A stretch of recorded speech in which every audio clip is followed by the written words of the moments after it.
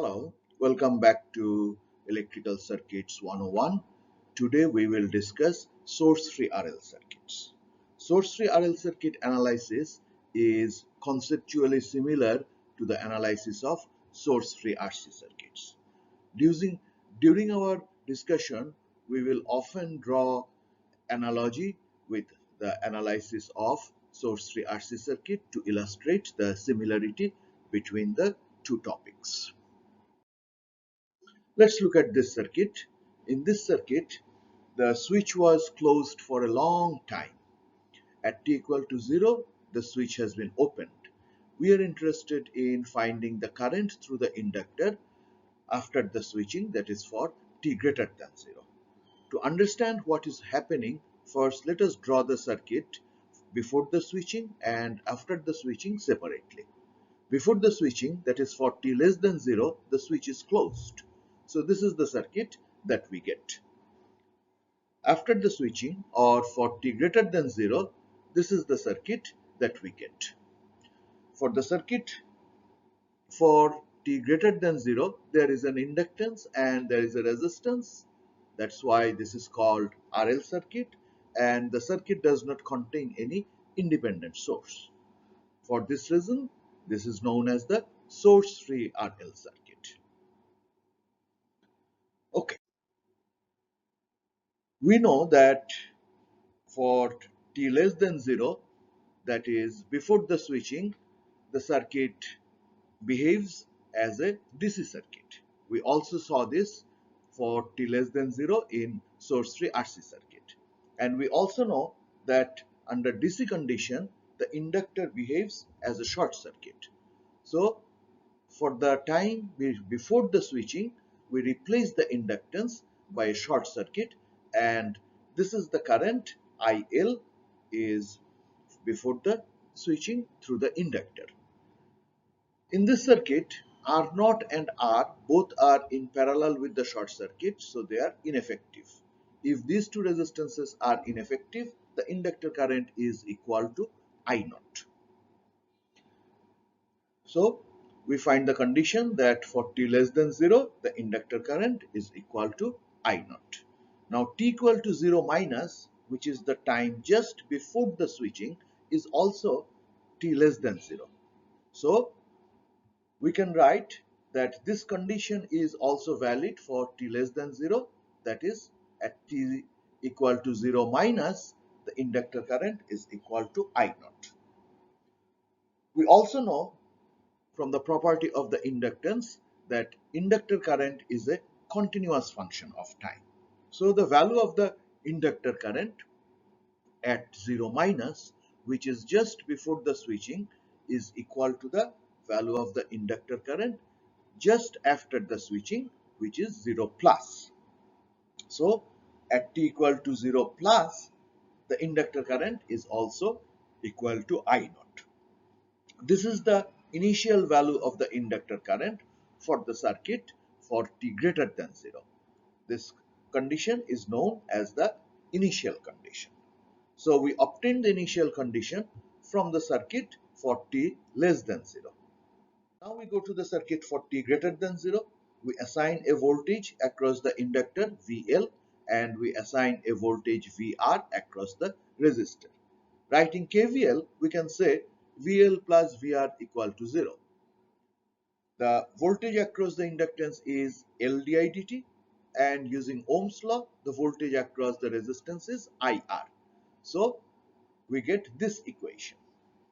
This equation is very similar to the equation that we got for source-free RC circuits. Following similar steps, we ultimately get this equation for the inductor current. Here A is the constant of integration. We know that at t equal to 0 plus, the inductor current is equal to A.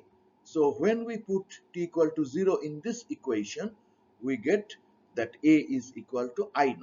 This I0 we obtained from the circuit for t less than 0.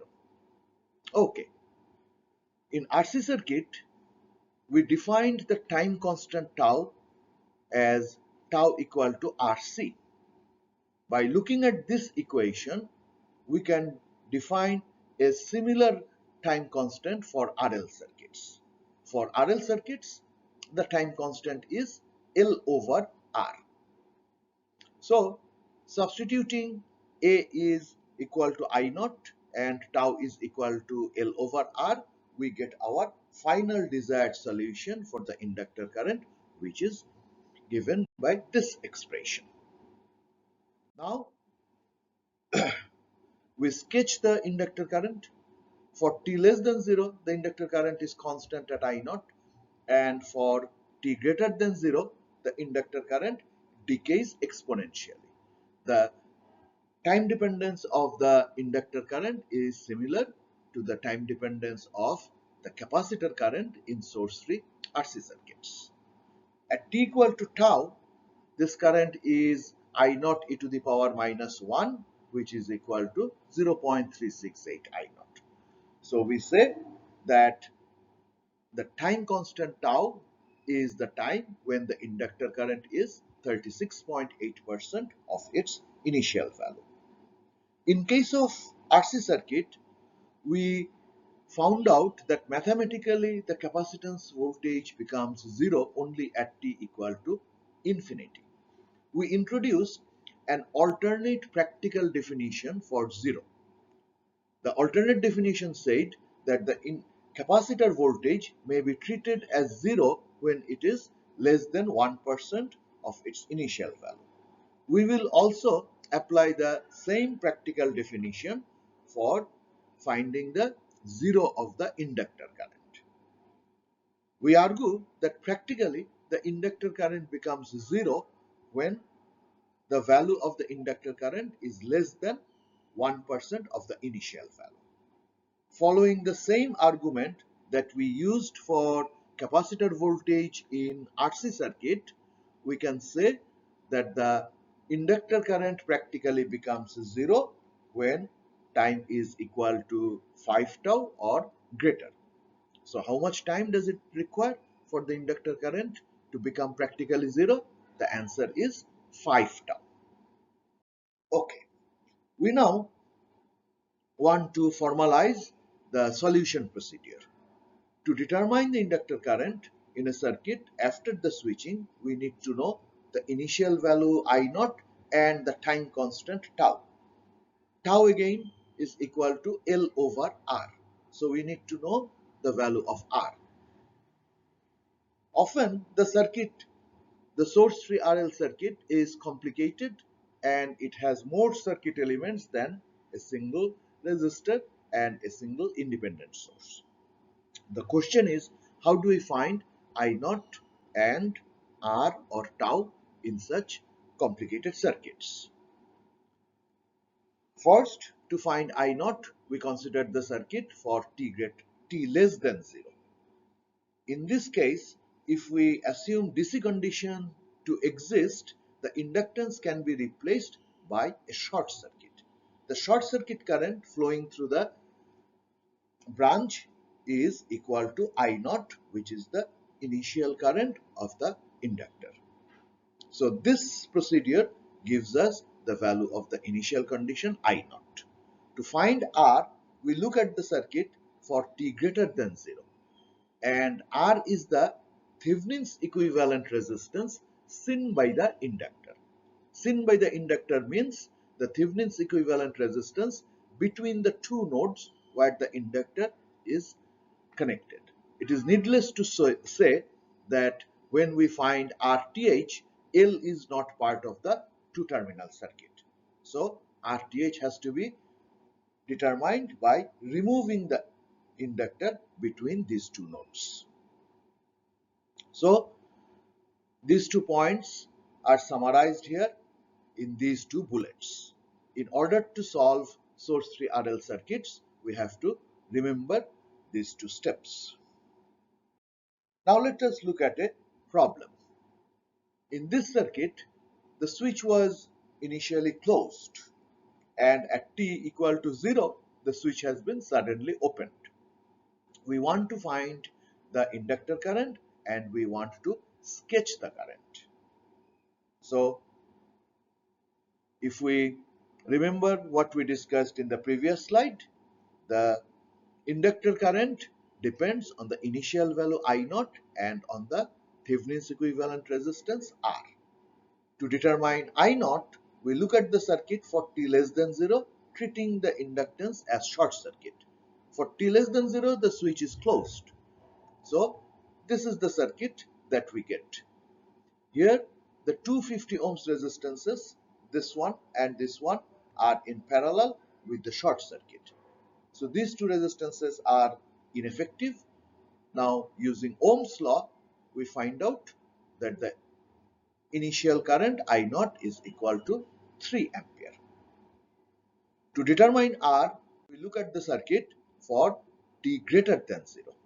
This is the circuit for t greater than 0 because the switch is now opened, and R is the equivalent resistance between this node and this node, the two nodes between which the inductor is connected. So we remove the inductor and find out the equivalent resistance between these two nodes. It is easy to see that the two resistors are in parallel, so R is equal to 25 ohms. Our L is 25 millihenry and tau is L over R. So we calculate tau to be 10 to the power minus 3 seconds or 1 millisecond. Now that we know both I0 and tau, we write the equation for the inductor current in this way. I0 is 3 ampere and tau is 10 to the power minus 3, so 1 by tau is 1000. Okay, this gives us the first part of the question answer. In the second part, we draw the inductor current graphically. This is how the graph looks like. For t less than 0, the current is constant at I0, which in this case is equal to 3 ampere, and the current decays to 0 exponentially.